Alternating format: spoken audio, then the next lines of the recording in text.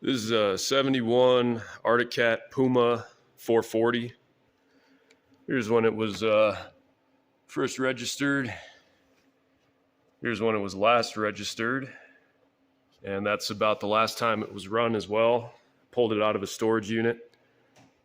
The guy who owned it before me was a ski patroller in the 70s. And from what his son was telling me, he used this thing to pull some people off of the mountain, which is pretty cool. It's actually pretty low mileage, but from what I understand, those are some pretty hard fought miles. I think the first step is to vacuum all this crap out of here. I think it was under a tree at some point. And clean out the intake.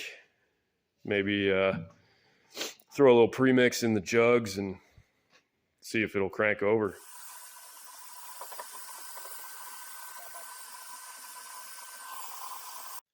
When I was messing around with the throttle, I accidentally got a little bit of that old air cleaner material down into the intake. So I think I'm going to go ahead and pull this carburetor off.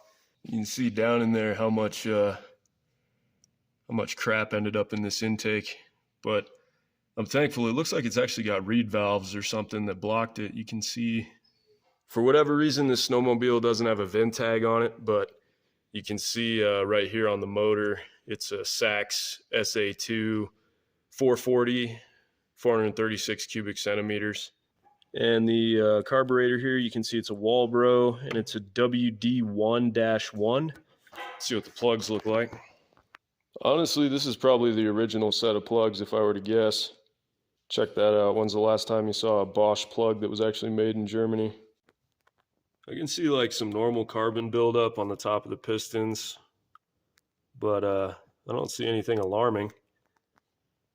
Personally, I just like premix a little better than ether. I feel like it's easier on stuff, and you know, maybe it'll help lubricate things a little bit.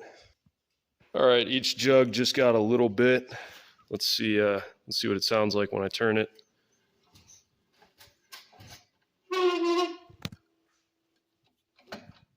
The recoil's leaving something to be desired.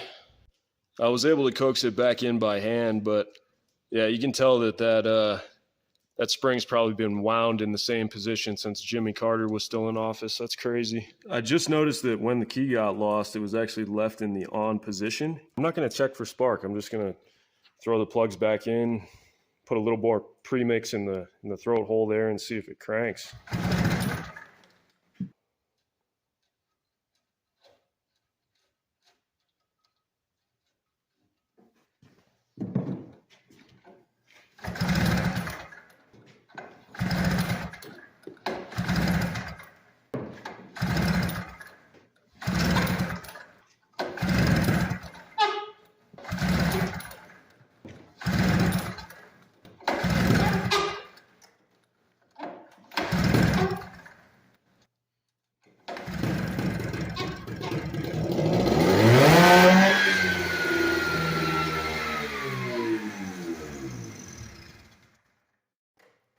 Well, that was easy.